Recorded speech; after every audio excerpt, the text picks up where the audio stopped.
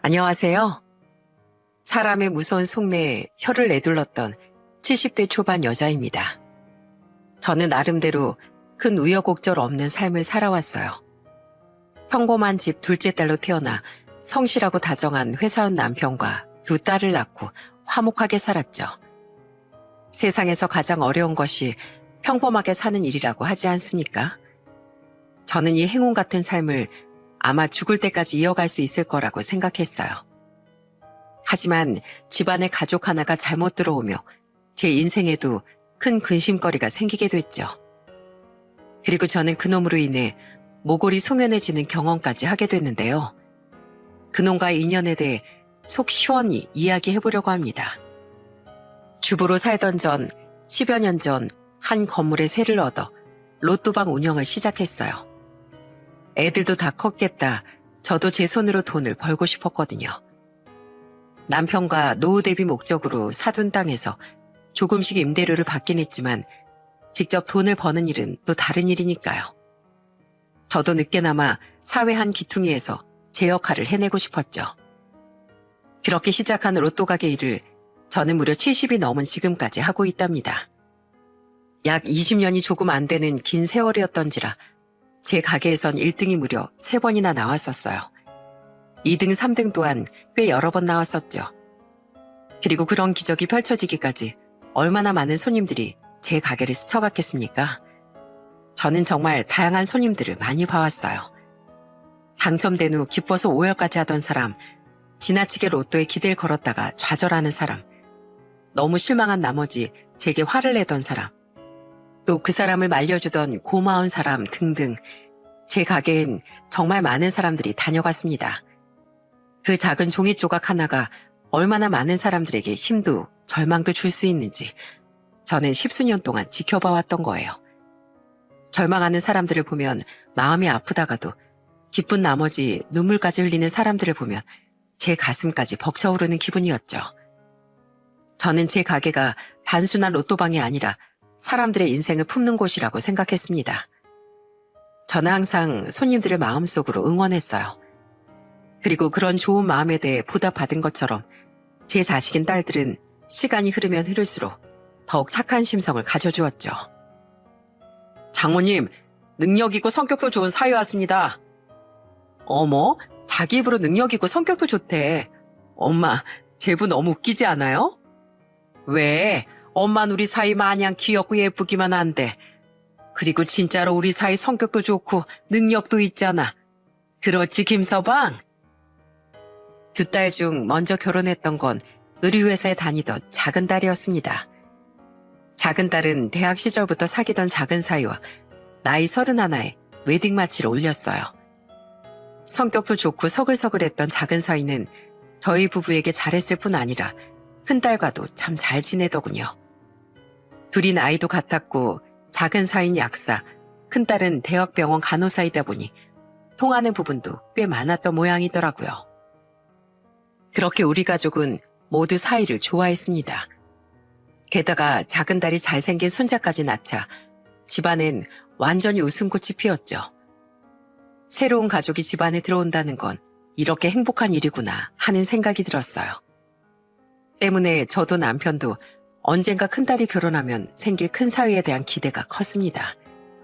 큰 사위가 들어오면 그만한 행복이 또 더해질 거라고 믿었으니까요. 엄마, 아빠, 저 결혼하고 싶은 사람이 생겼어요. 아빠처럼 다정다감하고 애들도 좋아하는 착한 사람이에요. 큰딸은 작은 딸이 결혼한 지 3년 뒤인 나이 36에 드디어 결혼을 했습니다. 우린 그게 더 큰 행복의 시작인 줄로만 알고 기뻐했죠. 하지만 큰딸의 결혼은 더 큰 행복이 아니라 근심의 시작이었던 거예요. 네, 바로 그때 생긴 큰 사위가 이 사연의 주인공인 저희 집안의 근심거리였습니다. 큰 사위는 우리가 그때까진 상상도 못했던 한심한 사람이었거든요. 뭐? 이서방이 회사를 그만뒀었다고? 왜 그걸 이제 얘기해? 그냥 엄마랑 아빠 걱정하실까 봐 그랬죠. 일 다시 구하면 그때 말씀드리면 되니까요. 근데 생각보다 이직이 잘 안 돼서 이 사람이 이번에 프랜차이즈 요식업 사업을 해보고 싶어 하더라고요. 엄마, 아빠, 진짜 죄송한데 이번만 저희 좀 도와주시면 안 돼요? 물론 큰사위가 처음부터 그랬던 건 아니었어요. 그런데 큰딸의 결혼 생활 2년 뒤 큰딸내 첫째이던 손자가 태어난 지 몇 달이 채 안 됐을 때 큰딸 부부가 우릴 찾아왔더라고요. 그리곤 사실 큰사위가 회사를 그만두고 몇 달째 백수였다고 말했죠. 애들은 우리에게 큰사위의 사업 자금을 빌리러 온 거였어요. 아니, 희찬이가 태어나자마자 회사를 그만뒀다고? 어쩌자고 그런 겐가, 어? 게다가 아무리 결혼 초반이라지만 모아둔 돈이 하나도 없어? 결혼하면서 전셋집 구하고 혼수도 마련하느라 저희 둘 다 모아둔 돈 거의 썼잖아요. 이후엔 저도 출산휴가 육아휴직 쓰고 하느라 모아둔 돈이 많이 없어요. 이렇게 손 벌리기 정말 싫었는데 죄송해요, 엄마, 아빠. 근데 우선 애랑 다 같이 먹고 살아야 하잖아요. 죄송합니다, 장모님, 장인어른. 정말 면목이 없습니다. 그래도 한 번만 도와주세요. 절대 실망시키지 않겠습니다. 사위가 회사를 그만둔 얘기를 제대로 못하는 걸 보니 좋게 그만둔 건 아니다 싶더군요. 하지만 좋은 이야기도 아닌데 캐물어서 못하나 싶어 남편도 저도 더 깊게 묻진 않았습니다. 결국 우린 5천만 원을 빌려주었어요. 당시 손자가 너무 어렸고 큰딸 뱃속에 둘째인 손녀까지 있을 때였거든요. 손주들을 생각해서 큰맘 먹고 도와주기로 한 거죠. 게다가 그때만 해도 큰사위가 어떤 인간인지 잘 몰라 꽤 안쓰럽기도 했었어요. 이제 막 자식을 낳은 가장이 얼마나 재취업이 안 됐으면 우리에게까지 손을 벌리나 싶었거든요. 뭐? 사업 말아먹은 지 얼마나 됐다고 또 사업을 벌였다고? 자네 돈이 어디서 나서? 그런데 실망시키지 않겠다던 큰사위는 사업을 시작한 지 1년이 조금 지나 망해버렸습니다. 그런데 뻔뻔하게도 혼자서 우릴 찾아와 또 돈을 부탁한다고 하더라고요. 이번엔 진짜 성공할 사업이 있다면서요. 자네, 우리한테 5천은커녕 500도 못 갚지 않았나? 그런데 또 사업 자금을 빌려달라고? 안 되네. 이건 무모한 짓이야. 사위는 우리의 거절에 실망한 표정으로 돌아갔습니다. 그런데 몇 달 지나지 않아 큰사위는 결국 사업을 벌였다고 자기 입으로 말하더라고요. 자기 요새 잘 나간다며 자신만만하게 말이죠. 첫 사업이 망해 돈도 없을 텐데 대체 어디서 돈이 난 건가 걱정되더군요. 우리의 말에 큰사위는 아무렇지도 않은 표정으로 사돈 어른들이 도와주셨다고 말했습니다. 분명 우리가 알기로 사돈댁 형편이 꽤 어려웠던 것 같은데 말이죠. 뭐 사돈댁 사정을 꼬치꼬치 물어서 못하겠어요. 아무튼 잘 된다니까 그나마 마음이 좀 놓이네요. 그러게 큰 소리 뻥뻥 친 만큼 이번엔 잘 돼야 할 텐데. 솔직히 남편도 저도 많이 걱정했습니다. 그렇게 짧은 시간 안에 새로 시작한 사업이 잘 될까 싶어서 말이죠. 그런데 사위가 새 사업을 시작한 지 몇 달 정도 지났던 어느 날 작은 딸이 걱정스러운 목소리로 제게 전화를 걸었더라고요. 엄마, 저랑 언니랑 다달이 10만 원짜리 개 들고 있었던 거 알죠? 그 돈으로 한 번씩 엄마 아빠랑 같이 밥도 먹고 놀러도 다닌 거예요. 그래, 그게 왜? 사실 언니가 그리 큰 돈도 아닌 10만 원을 계속 못 내더라고요. 이번 달도 마찬가지였고요. 저번에 분명 형부 사업 잘 된다고 했었잖아요. 그래서 너무 이상해서 언니를 좀 추궁해봤거든요. 그러니까 언니가 미안하다면서 그냥 막 울기만 하는 거예요. 아무래도 무슨 일이 있는 것 같은데 엄마가 좀 물어보시는 게 어떨까요? 가뜩이나 큰 사위에 대한 걱정이 가득했는데 불길함이 밀려왔어요. 저는 그날 저녁 퇴근길이던 큰딸을 집으로 불렀습니다. 그러자 그제야 큰딸은 눈물을 뚝뚝 흘리며 저와 남편에게 진실을 털어놓더라고요. 그리고 큰딸의 말을 듣고 우린 경악을 했습니다. 사실 남편 때문에 좀 힘들어요, 저. 두 분이 걱정하실까봐 여태 사실대로 말씀 못 드렸는데요. 저희 남편 알고 보니까 결혼 전이라 완전 딴판인 사람이었어요. 우선 저희 남편 회사 그만둔 게 아니라 잘렸던 거예요. 저도 나중에 알았는데 그 사람 저 몰래 회사 무단결근하고 PC방 가서 게임하거나 술 마시는 일이 잦았더라고요. 게다가 회사 후배들한테 엄청 갑질하고 근무 태만에 남의 아이디어까지 가로챈 것까지 들켜서 해고당했던 거예요. 때문에 어깨 소문도 다 나서 재취업도 안 됐던 거고요. 큰사위는 그때 큰딸에게 먼저 사업을 해보고 싶다고 말했다는군요. 사정이 어려운 자신의 부모님 대신 우리에게 손을 벌려보자고요. 큰딸은 정말 그러기 싫었지만 첫째와 뱃속의 둘째가 너무 걱정됐었다고 합니다. 그래서 정말 열심히 해보겠다는 큰사위 말을 믿어보기로 하고 우리에게 돈을 빌렸던 거예요. 하지만 큰사위는 열심히 하긴커녕 더 망나니처럼 굴었다고 했죠. 애들 아빠 매장 관리도 전혀 안 하고 알바생들한테만 가게 맡겼었어요. 그리고서 자긴 게임하고 술 마시러 다니고요. 그러니까 매출이 나올 턱이 있나요? 그렇게 남편 가게는 금세 쫄딱 망했던 거예요. 아이고, 맙소사. 그랬으면서 뻔뻔하게 우리한테 또 사업 자금을 빌리러 왔던 거야? 그리고 설마 사돈 어른들한테 두 번째 사업 자금 받았다는 것도 거짓말이었어? 네, 제가 절대 안 된다고 결사 반대를 했는데 저 몰래 잔뜩 대출을 받아서 멋대로 사업을 벌였던 거예요. 가뜩이나 빈털털이었는데 진짜 환장하겠더라고요. 그리고선 자기도 찔렸는지 두 분한테 시부모님 돈이라고 거짓말하고요. 시부모님은 자기들 아들이 그러는 걸 아니까 저한테 계속 미안해하고만 계세요. 그래서 지금 사업이 진짜 잘 되고 있는 건 맞아? 어떻게 매달 한돈 10만 원도 갯돈으로 못 내? 처음엔 어떻게 운이 따랐는지 반짝 잠깐 잘 되긴 했는데요. 그게 처음이자 마지막 행운이었어요. 심지어 그렇게 잘 됐던 것도 아니라고요. 그 뒤론 계속 내리막길이었어서 지금 진짜 비투성이에요. 제가 대학병원 간호사면 뭐예요. 버는 족족 대출금 갚고 내 식구 입에 풀칠하면 끝인데요. 정말 억장이 무너졌습니다. 멀쩡한 놈인 줄 알았더니 그놈은 그렇게 제 딸을 고생시키고 있었던 거예요. 우리가 걱정할까봐 말 못했다는 큰딸에게 우리가 무슨 말을 해줄 수 있었겠습니까? 가장 괴로운 건 자신이었을 텐데요. 부디 큰사위의 사업이 이 이상 내리막길만은 걷지 않길 바랄 뿐이었죠. 하지만 큰사위의 두 번째 사업은 시작한 지 이번엔 1년도 못 넘기고 끝내 망해버리더군요. 예, 소라야, 이서방은 어때? 일은 구하고 있어? 너 이젠 우리 속일 생각 마라. 아니요. 속상하다면서 매일 술만 마셔요.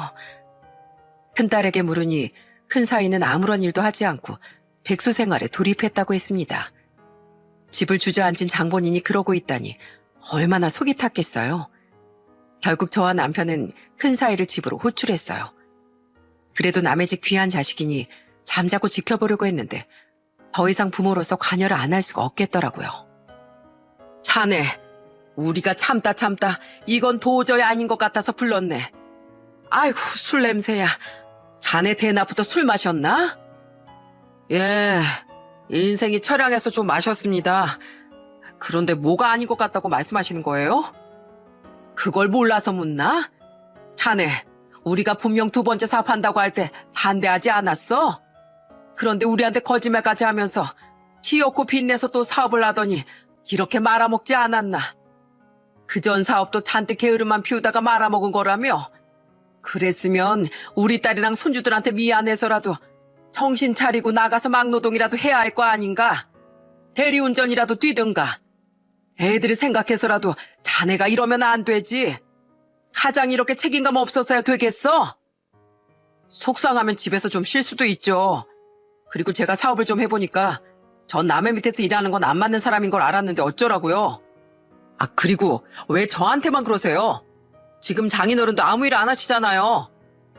난 평생 다니던 회사 은퇴하고 쉬고 있는 건데 어떻게 자네랑 비교가 되나? 게다가 내가 그냥 논다고 누가 그래? 집사람 로또방 교대로 나가면서 가게 봐주고 있는데 제발 정신 좀 차리게. 우리 딸은 무슨 죄인가? 아무튼 전 두 분 사이지 자식도 아닌데 이런 잔소리까지 들을 필요 없다고 생각합니다. 집사람도 애들도 두 분이 아니라 제 가족이에요. 가족 일은 가족끼리 알아서 하게 두시라고요. 큰 사인 죄송하다는 말은커녕 대들기만 하다 가버렸습니다. 그 뒤로도 큰 사인 해가 지나도록 여전히 백수로 지내며 게임과 술만 가까이 하더군요. 갈수록 지쳐가는 딸의 모습에 우리 몇 번이나 큰 사이에게 전화를 걸고 집으로 불러서 야단을 쳤습니다. 하지만 큰 사이는 정신을 차리긴커녕 갈수록 삐뚤어지기만 했죠. 나중엔 우리 전화를 일부러 피하기까지 하더라고요. 언니, 이건 진짜 아닌 것 같아. 언니 형부한테 뭐 죄 졌어? 약점 잡혔어? 아니잖아. 근데 대체 왜 형부랑 안 갈라서? 저도 남편도 작은 딸 부부도 몇 번이나 큰딸에게 이혼을 권했습니다. 오죽했으면 가족들이 이렇게 말했겠어요. 하지만 큰딸은 그럴 때마다 눈물 지으며 애들 때문에 참아 이혼을 못하겠다고 하더라고요. 당시 3살이던 둘째인 손녀가 몸이 많이 약했는데 큰딸은 그런 자신의 딸에게 유독 약했습니다. 그런데 첫째인 손자뿐 아니라 특히 손녀가 큰 사이를 그렇게 따른다고 말하더라고요. 나한텐 최악인 남편이지만 애들한텐 워낙 다정한 사람이라 애들이 아빠를 되게 좋아해. 너무 힘들어서 이혼하고 싶다가도 아빠만 보면 웃는 딸을 보면 차마 입이 안 떨어지더라.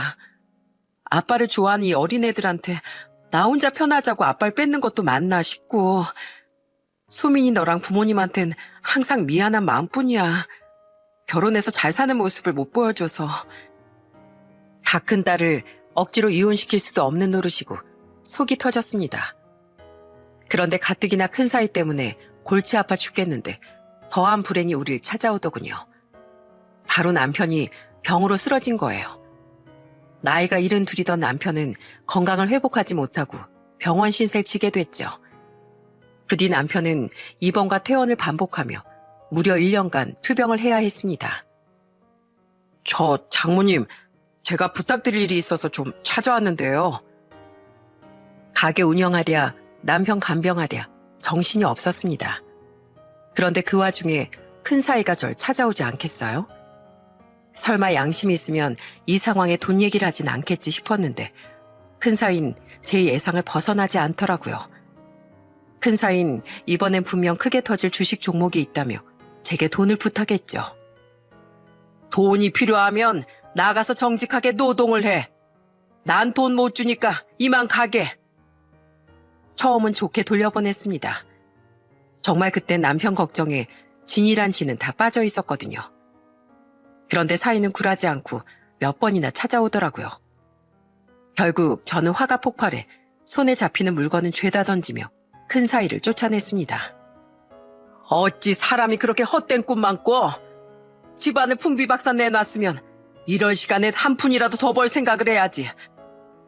어떻게 사람이 대출 아니면 남한테 손밖에 빌릴 줄을 몰라. 그리고 안 된다고 했으면 포기해야지. 어쩜 이렇게 사람이 뻔뻔해.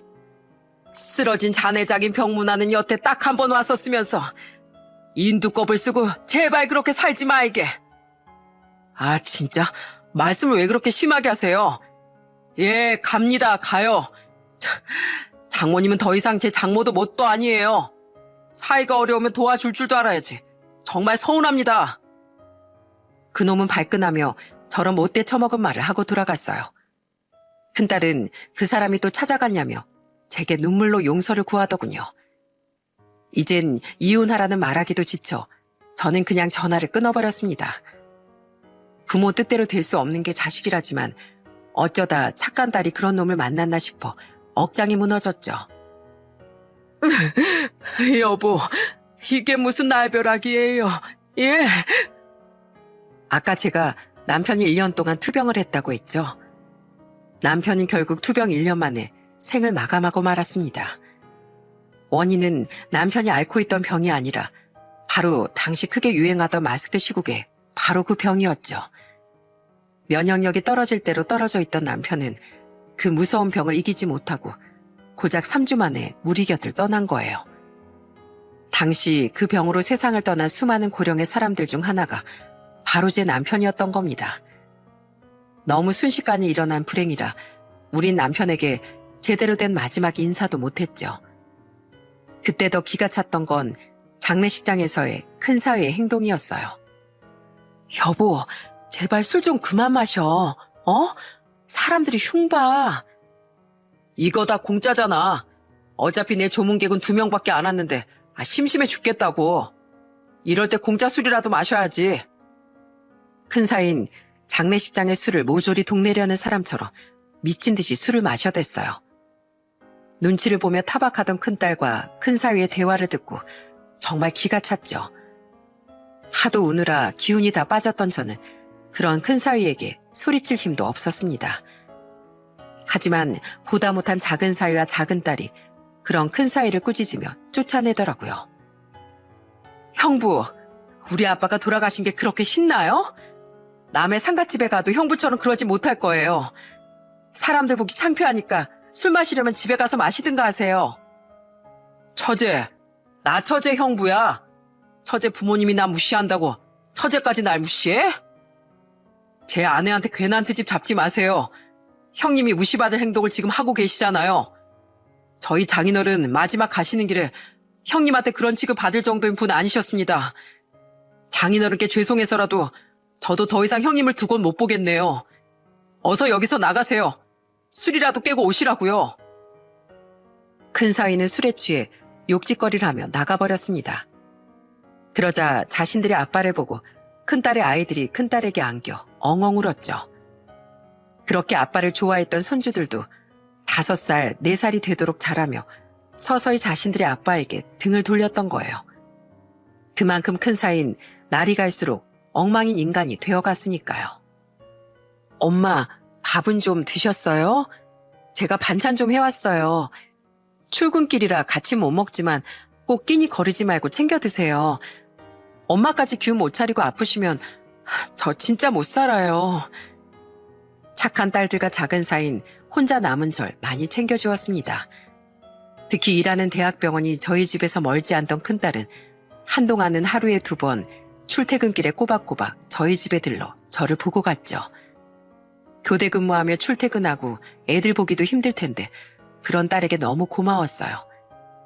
그렇게 큰딸을 자주 만나긴 했지만 저는 딸에게 큰 사위에 대한 이야기를 꺼내지 않았습니다. 할머니, 저 어린이집에서 노래 배웠어요. 들어보세요. 오빠, 난 그럼 옆에서 율동할래. 저는 가끔 딸과 오던 손주들의 재롱을 보며 즐거워할지언정 여전히 사위에 대한 이야기는 묻지 않았어요.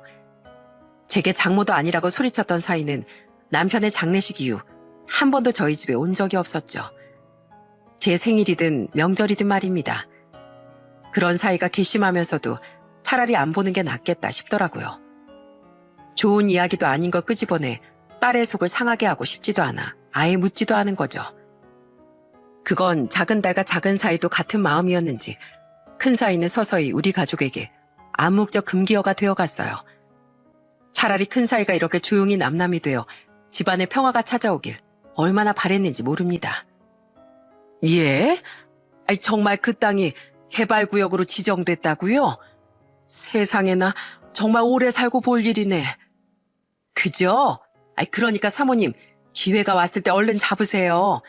지금 팔면 사모님 완전 로또 당첨되시는 거라고요. 저는 딸들과 작은 사이 보살핌으로 남편을 잃은 슬픔을 극복해 나갔습니다.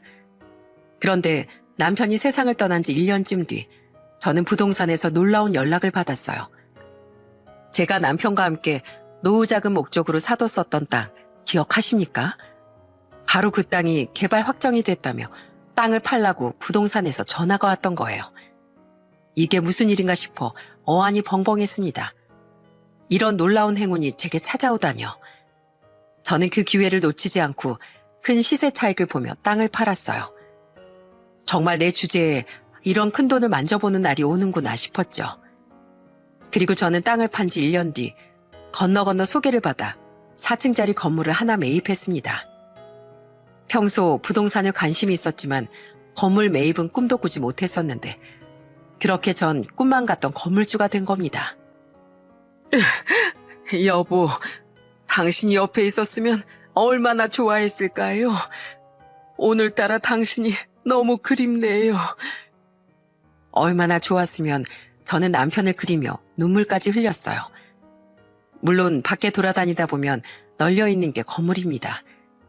하지만 나이 70이 넘어서 생긴 제 재산이 저는 너무 감격스럽고 소중하게 느껴지더라고요. 그리고 낡긴 했어도 서울 바닥의 건물이었으니 값이 꽤 나가기도 했고요.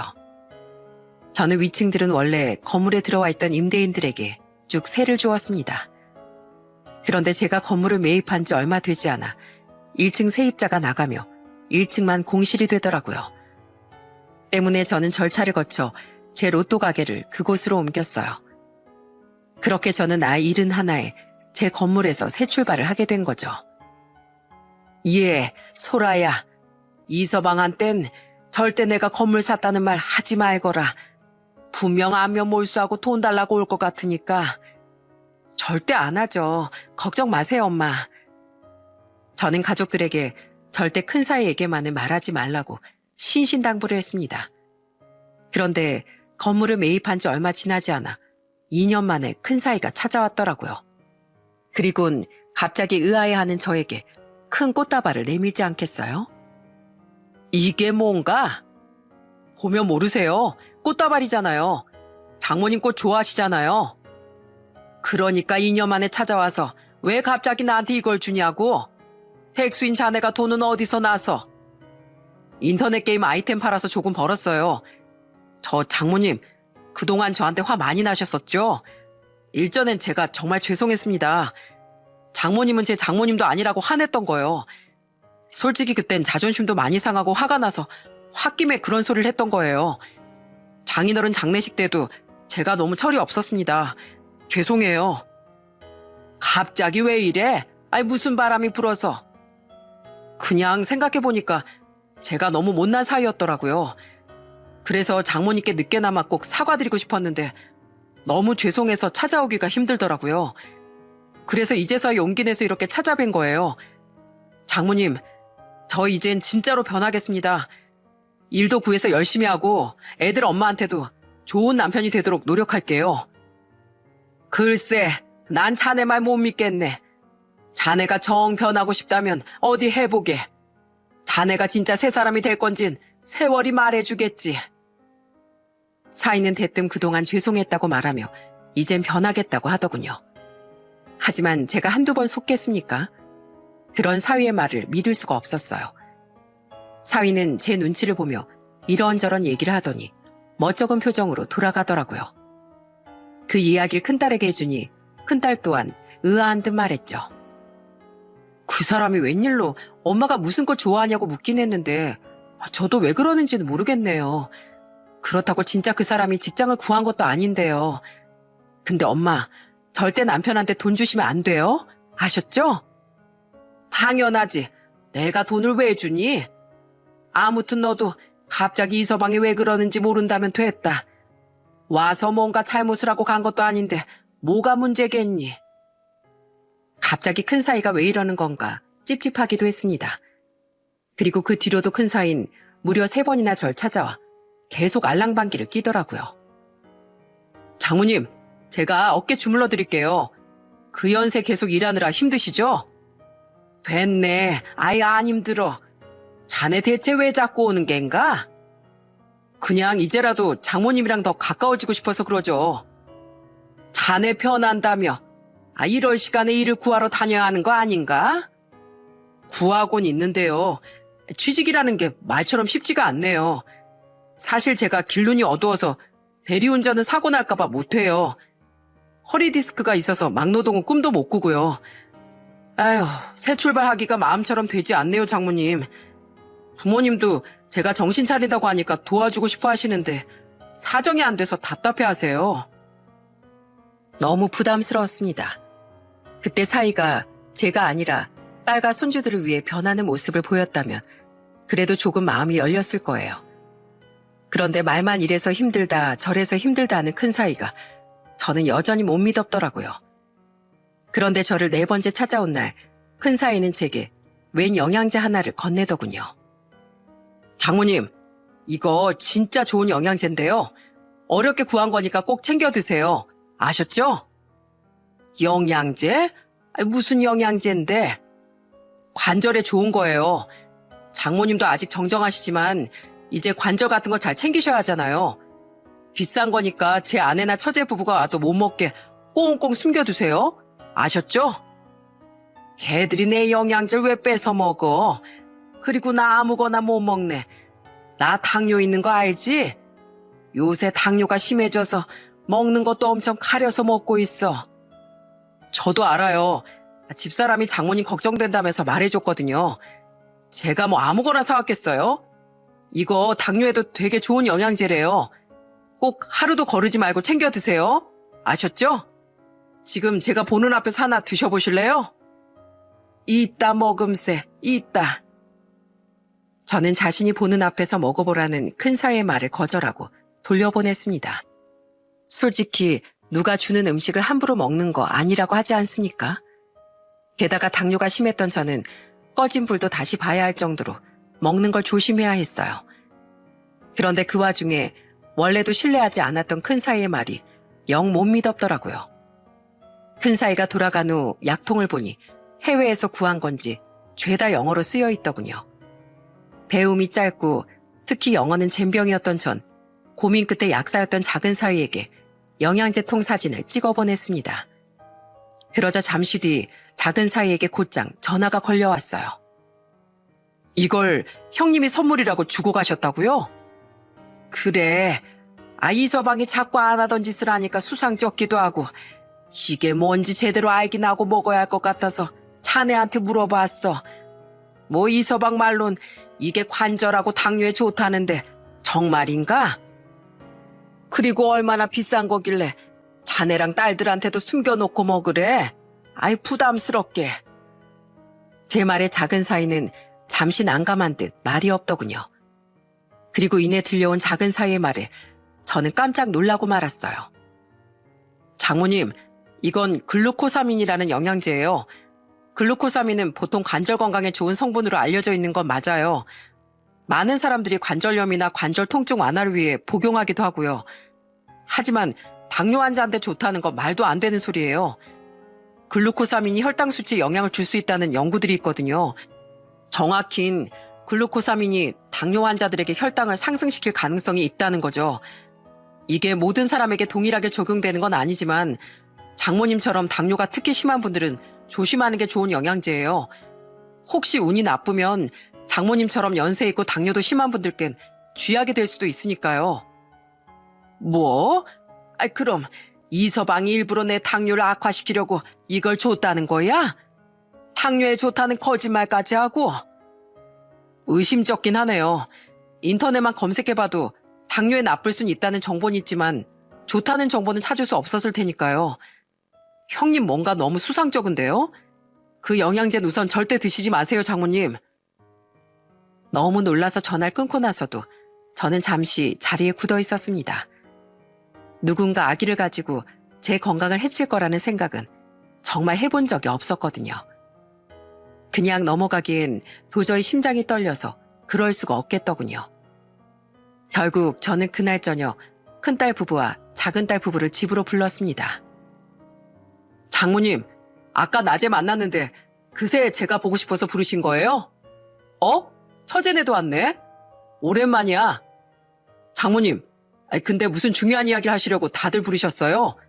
혹시 유산 문제나 뭐 그런 말씀 하시려는 건가? 아직 아무것도 모르던 큰 사위는 마냥 해맑은 표정으로 말하더군요. 이미 작은 사위에게 이야기를 들었는지 작은 딸의 얼굴은 딱딱하게 굳어 있었죠. 저는 손주들을 방에 잠깐 들어가 있으라고 말한 후 큰 사위를 추궁하기 시작했습니다. 자네, 오늘 낮에 나한테 준 영양제 대체 무슨 생각으로 준 건가? 네? 장모님, 그거 집사람이랑 처제 부부한테 말하지 마시라니까 말씀드렸잖아요. 그냥 장모님 위하는 마음으로 사드린 거라고요. 큰 사위는 갑자기 영양제 이야기를 듣자 당황하며 딸들과 작은 사위의 눈치를 봤습니다. 그 모습에 확신이 들더군요. 큰 사위는 절대 좋은 의미로 제게 그걸 준 것이 아니라고 말이죠. 저는 그 약통을 큰 사위 앞에 들이밀며 말했어요. 이 글루코사민이 당뇨에 좋다고? 자네 말대로 관절에 좋은 건 맞았지만 당뇨 환자 조심해야 하는 영양제라던데 정말로 몰랐나? 그런데 왜 이렇게 당황을 하나? 그래요? 아우, 죄송해요. 그럼 제가 잘못 알았나 봐요. 그런데 장모님, 좀 서운하네요. 전 좋은 의미로 드린 건데 사람이 실수 좀 할 수 있는 거 아닌가요? 왜 그렇게 무섭게 물어보세요? 글루코사민? 이거 당신이 우리 엄마 당뇨 얘기 들은 뒤에 나한테 지나가듯 물어봤던 거잖아. 당뇨 환자는 글루코사민을 안 먹는 게 좋지? 하고 말이야. 그래서 내가 무조건 안 좋다고 단정 지을 수는 없지만 엄마처럼 특히 심한 당뇨 환자는 조심하는 게 좋겠지? 이렇게 대답했던 거 나 똑똑히 기억나. 그런데 그걸 몰래 와서 우리 엄마한테 드리고 갔다고? 당신 대체 무슨 꿍꿍이야? 큰사인 제 말에 오히려 서운한 기색을 보이더군요. 하지만 큰사인 오리발 내밀기에 실패했습니다. 간호사였던 제 큰딸이 지나가듯 큰사이가 그 영양제에 대해 물었던 일을 곧장 기억해냈거든요. 큰딸이 소리를 지르자 작은딸 부부는 도끼 눈을 뜨고 큰사이를 노려보더군요. 그리고 저까지 대체 언제까지 발뺌할 겐가 하고 사납게 물어보자 그제야 큰사이는 본색을 드러내더라고요. 큰사이는 험상궂은 표정으로 변하며 자신의 검은 속내를 토해내기 시작했어요.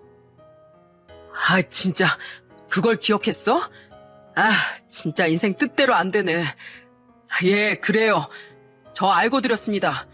일부러 노인네가 검색해보기도 힘들게 죄다 영어로 된 해외 제품으로 구했는데 그걸 어떻게 알았대? 어떻게 알긴 약사인 김서방이 말해줬지. 집안에 의료계 종사자가 둘이나 되는데 그럼 이걸 안 걸릴 줄 알았나? 그래서 제가 말하지 말라고 한 거잖아요. 노인네가 의심만 많아가지고 진짜 마음에 안 들어. 자네 대체 나한테 무슨 억하심정이 있어서 이랬나? 장모님 건물 샀잖아요. 저 얼마 전에 집사람이랑 처제가 통화하는 거 우연히 들었어요. 장모님 로또방 다른 건물로 옮겼다는 거요. 그 오래되고 단골도 많은 가게로 옮겼다는 게 이상해서 몰래 건물 알아내서 등기부등본 떼어봤더니 그게 장모님 거더라고요. 이야, 대체 무슨 마법을 부린 거예요? 그래서 이참에 착한 사이 된 척 돈 좀 뜯어내보려고 알랑방귀 좀 뀌었습니다. 사이가 그렇게 잘하려고 하면 고마워서라도 돈 좀 내놔야 되는 거 아니에요? 은근슬쩍 취업도 안 되고 부모님도 못 도와주셔서 속상해한다고 다 흘려놨는데 장모님이 몇 푼이라도 도와준다 어쩐다 소리를 안 하더라고요. 그때 알았죠. 아, 이 노인네 살아있을 땐 그 돈 못 받아먹겠다 하고요. 그래서 가시는 길 좀 빨리 가시라고 제가 도와드리려고 한 거예요. 뭐야? 그러니까 날 일부러 어떻게 하려고 했다 이거야? 자네 이거 범죄야. 고작 영양제가 해봤자 뭘 얼마나 하겠어요. 그냥 일이 잘 되면 좋은 거고 안 되면 많은 거라고 생각한 거죠. 노인네 아무튼 눈치만 빨라가지고 결국 안 먹었잖아요. 그럼 된 거 아니에요? 그리고 난 그냥 영양제인 줄 알았다고 하면 그만인데 증거 있어요? 내가 나쁜 마음 먹고 그랬다는 증거 있냐고요? 큰사이는 아주 뻔뻔한 표정으로 턱을 치켜들었습니다. 정말 뭐 이런 몹쓸 인간이 다 있나 싶어 부하가 치밀었죠. 하지만 제가 아무런 준비도 없이 그놈을 추궁했겠나요? 저는 그놈에게 약통에 들어있던 영양제를 죄다 뿌려버렸습니다. 그리곤 으악하고 소리 지르던 그놈의 코를 납작하게 짓뭉개줬죠. 지금 뭐 하시는 거예요? 너나 많이 처먹으라 이 몹쓸 놈아. 그리고 증거? 이야, 뛰는 놈 위에 나는 놈이 있는 거야. 내가 부탁해서 김서방이 지금 우리 대화 다 녹음하고 있었어. 자네 입으로 실토한 그 녹음 파일이 증거라고. 녹음이요? 그래, 이 천벌받을 놈아. 어디 감히 장모한테 이딴 짓을 해? 내 살다 자네처럼 금수 같은 인간은 처음 봤네. 사람이 돈 욕심을 내려면 열심히 노력해서 직접 벌 생각을 해야지. 어디 죽지도 않은 장모 유산을 탐내서 이런 범죄를 저질러. 자네, 내가 절대 가만히 안 둘 걸세. 당장 자네 고소해버릴 거야. 장모님, 죄송해요. 예? 제가 그냥 자꾸 집사람이랑도 싸우고 돈 때문에 답답해서 잠깐 미쳤었나 봐요. 고소라뇨. 진정 좀 하세요. 제가 진짜 잘못했어요. 그제야 그놈은 당황하며 제게 싹싹 빌기 시작했습니다. 하지만 그런 무서운 짓을 한 놈을 저는 절대 용서해줄 생각이 없었어요. 그리고 그런 그놈의 뺨을 큰딸이 쫙 날려버리더라고요. 당신 미쳤어? 은근슬쩍 계속 엄마 찾아갔다고 하길래 왜 저러나 싶었더니 이런 무서운 짓을 벌여? 엄마가 이거 드시고 진짜 잘못되셨으면 어쩔 뻔했어. 난 그래도 당신이 애들 아빠라서 제발 정신 차리고 변하길 기다렸어. 근데 내가 아주 등신이었던 거야. 내 부모한테까지 해를 끼칠 끔찍한 놈인 걸 몰랐던 거라고. 넌 당장 이혼이야. 더 이상 너 같은 놈이랑은 절대 못 살아. 어차피 애들도 이젠 당신 보면 슬슬 피하는 거 알지? 하도 술 처먹고 집에서 진상 부려서. 당신 부모님도 이젠 당신 포기하셨잖아. 이젠 당신 옆에 나 아무도 안 남을 줄 알아. 큰딸은 드디어 기다리고 기다리던 이혼 선언을 하더라고요.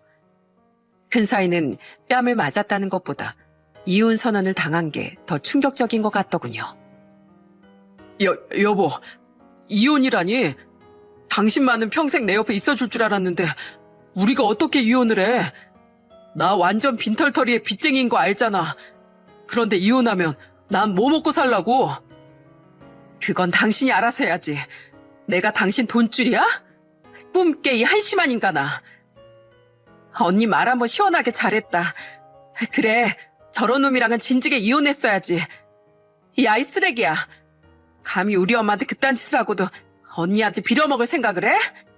너 오늘 잘 걸렸다. 내가 아주 머리털을 다 뽑아줄 거야. 여보, 저놈 좀 잡아봐. 내가 아주 본때를 보여줄 테니까. 큰사위는 큰딸을 붙잡으려고 했습니다. 그리고 그 모습을 본 작은딸은 그놈의 머리털을 뜯어놓으려고 하더군요. 잔뜩 화가 난 작은사위도 한마음으로 그놈에게 다가갔죠. 그러자 그놈은 으아악하며 냅다 집 밖으로 주랭랑을 쳐버렸습니다. 죄송해요, 엄마. 바보같이 애들 때문이라면서 참고 산 저 때문에 엄마가 너무 큰일 날 뻔했어요. 됐다. 너도 네 나름대로 잘 살아보려고 애를 썼을 뿐이지 않아. 아무 일 없었으면 그걸로 됐다. 넌 더 이상 질질 끌지 말고 저 끔찍한 놈이랑 이혼이나 해. 그날 큰딸은 엉엉 울며 제게 용서를 구했습니다. 열심히 살아보려 애를 썼건만 일이 꼬일 대로 꼬여버린 큰딸이 참 안쓰럽더라고요. 분명 큰딸에게도 한 소리 하고 싶었을 것 같은데 작은딸 부부는 아무 말 없이 그런 큰딸을 위로해 주었죠. 그리고 그날 큰딸은 혼자 집으로 돌아가 손주들과 자신의 짐을 싸서 다시 저희 집으로 왔습니다. 그런 무서운 일을 벌이고도 그 인간 술에 취해서 골아 떨어져 있더라고요. 주정뱅이 자식. 그 사이에 얼른 짐 싸서 나왔어요. 둘만 있으면 그 인간이 무슨 짓을 할지 몰라서요. 죄송해요, 엄마. 저 당분간만 여기서 신세 좀 질게요. 왜 당분간이야? 그냥 여기 쭉 있어. 돈도 없으면서. 이젠 엄마 옆에서 애들 키우면서 걱정 좀 덜하고 살아. 엄마 돈 많어. 건물주야. 저는 계속해서 눈물을 흘리던 큰딸을 달래주려 애써 농담을 던졌습니다. 그렇게 큰딸은 저희 집으로 손주들과 이사를 하며 이혼을 준비하게 됐죠. 우선 저는 딸들과 작은사위와 함께 변호사를 찾아가 상담을 받았어요. 정말로 큰사위를 고소하려고요. 하지만 변호사는 큰사위를 처벌하기란 쉽지 않을 거라고 말해주더군요. 실제로 형수님께서 피해를 입지 않았고 법적으로 처벌하기엔 증거도 정황도 많이 부족합니다. 그 영양제가 당뇨에 치명적이라는 검증된 근거도 부족해서 악의적 고의를 입증하는 게 쉽지 않아요. 큰 도움이 못 되어드려 죄송합니다.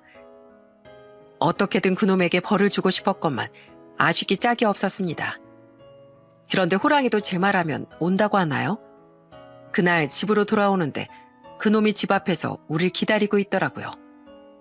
그리곤 여태 포기를 못했는지 큰딸에게 다시 빌기 시작했죠. 여보, 당신 전셋집 뺀다고 집주인한테 말했다며? 당신하고 이혼하게 됐다니까 우리 부모님은 나한테 벌 받은 거라고 하시더라. 그리고 자기들은 나 감당 못하니까 부모님 집으로 들어올 생각도 하지도 말래. 여보, 나 진짜 정신 차리고 앞으로 잘할게. 제발 이혼 얘기만 취소해주라. 어? 장모님, 제가 진짜 가랑이 사이로 기어가라고 하면 기겠습니다. 제발 저 좀 용서해 주세요. 자네가 내 가랑이가 아니라 맨홀 밑으로 기어간다고 해도 난 더 이상 자네 볼 생각이 없네. 자네 내 딸하고 손주들을 망치는 해충일 뿐이니까. 당신, 내가 마지막으로 기회를 줄게. 내가 당신 한번 봐줄 테니까 순순히 이혼해줘. 안 그러면 나 진짜 당신 고소해서 감방 쳐넣을 거야. 알았어? 어떻게 그냥 빈털터리 될래? 감방 갈래? 여보. 그때 큰딸은 대범하게도 그놈에게 겁박을 했습니다. 분명 변호사가 처벌하기 힘들 거라고 말했건만 그놈은 그걸 몰랐으니까요. 도둑이 재발저린다고 그놈은 감옥 이야기에 사시나무 떨듯 떨더라고요. 결국 그놈은 지레 겁을 먹고 큰딸과 이혼할 수밖에 없었습니다. 더 한심한 건 이혼 후 딱 한 번 큰딸에게 왔던 그놈의 연락이었어요. 하도 까먹은 돈이 많아 그놈은 거의 맨몸으로 이혼해야 했는데 웬 길바닥에서 노숙하고 있는 자신의 셀카와 함께 딸에게 이런 문자를 보냈더라고요. 당신이 전셋집도 빼서 빚쟁이인 난 갈 곳이 없었어. 부모님은 내 연락도 안 받고 그래서 나 이렇게 노숙하면서 근근히 살고 있어. 너무 춥고 외롭다. 보고 싶어 여보.